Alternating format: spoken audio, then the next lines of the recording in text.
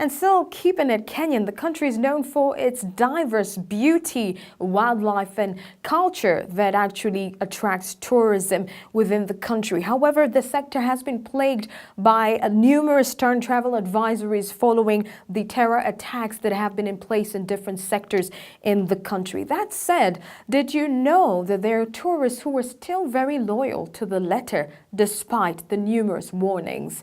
We take a look at that.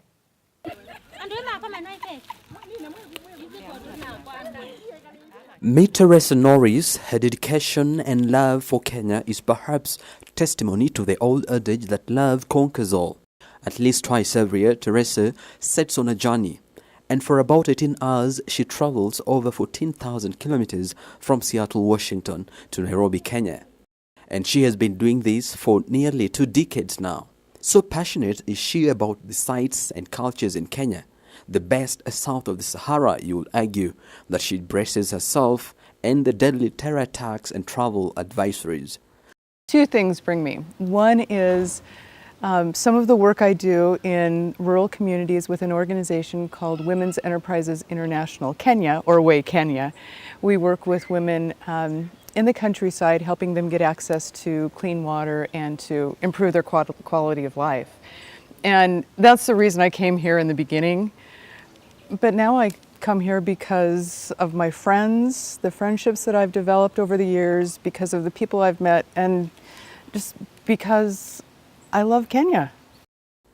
Currently, the president of Women Enterprises International, we sought to find out what particularly drives her back to our motherland, a second home for her.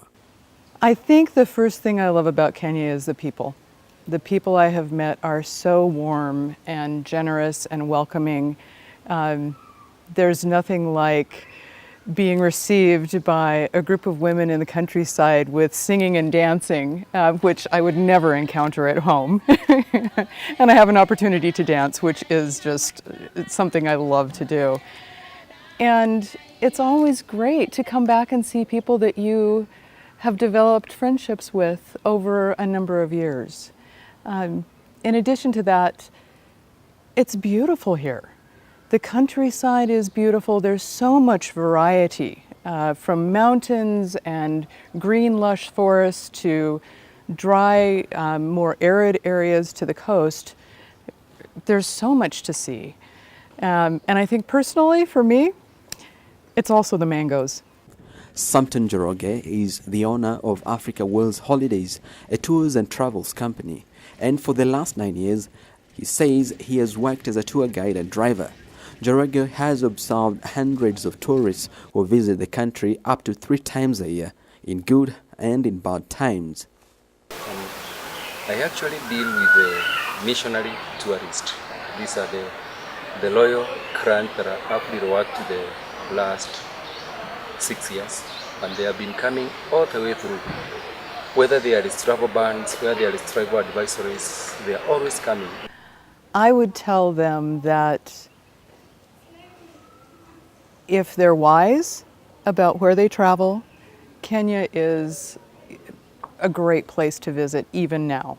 Of course, if there are activities going on, whether it has to do with the elections or it has to do with insurgents coming in from other countries, if you're aware and you follow the news and you're a wise traveler, Kenya is a great place to come.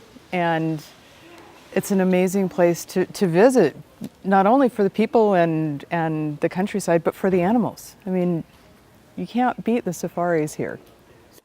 With over 50 national parks and reserves and at least 500,000 tourists from all over the world visiting every year, Kenya remains Africa's top tourist destination.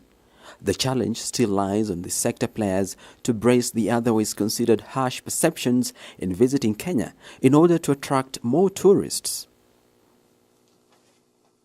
And just to remind you on the question that we had asked earlier, do you think the security situation in the country has improved? Do you think the security situation in the country has improved? SMS us your thoughts to the SMS line 20058, that is 20058, and we will get to sample some of your thoughts in our subsequent book.